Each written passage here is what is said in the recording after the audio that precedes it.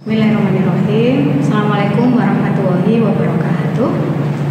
Saya Nailul Izzati, dosen program studi Teknik Elektro Fakultas Teknik Universitas Hasyim Asy'ari Tebu Ireng, Jombang.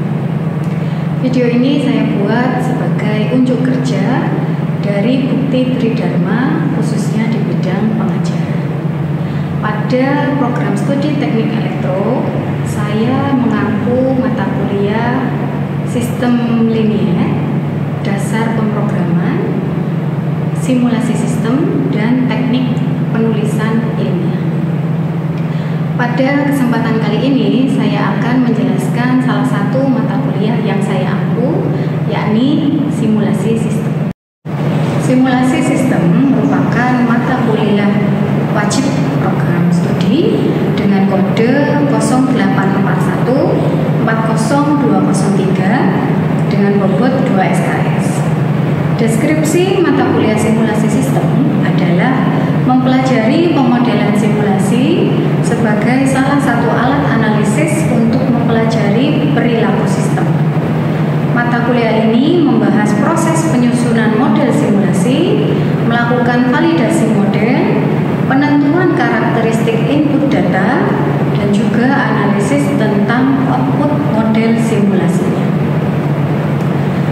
Capaian pembelajaran dari mata kuliah simulasi sistem adalah: 1. Memahami ruang lingkup dan konsep simulasi sistem. 2. Mampu menentukan bentuk state space dari persamaan diferensial skalar berorder n. 3. Mahasiswa mampu menggunakan metode penyelesaian permasalahan dalam analisis perilaku sistem. Dan 4. Mampu menggunakan perangkat lunak sebagai alat bantu analisis dan simulasi sistem. Materi pembelajaran dari mata kuliah ini adalah: 1. Pemodelan sistem. 2. Representasi state space. 3. Penyelesaian sistem. 4. Analisis keterkontrolan, keteramatan, dan kestabilan sistem. 5. Penggunaan MATLAB sebagai alat bantu simulasi sistem. Sedangkan sistem pembelajaran dari mata kuliah ini adalah 14 kali tatap muka yang terdiri atas 2 kali 50 tatap muka terjadwal, 2 kali 50 belajar mandiri, 2 kali 50 kegiatan akademik terstruktur, di mana metode perkuliahan yang digunakan adalah ceramah, diskusi, dan tugas, dengan sistem penilaian 20% dari afektif, 30% dari tugas, 20% dari ujian tengah semester, dan 30% dari ujian akhir semester, sehingga totalnya menjadi 100%. Berikut saya sampaikan video perkuliahan mata kuliah simulasi sistem pada pertemuan ke-9 dengan materi analisis COS, yakni controllability, observability, dan stability. Assalamualaikum warahmatullahi wabarakatuh. Hari ini kita kuliah simulasi sistem, ya. Untuk materi hari ini kita masuk pada analisis controllability, stability, dan observability, yang biasanya disingkat dengan analisis COS, ya. Controllability, observability,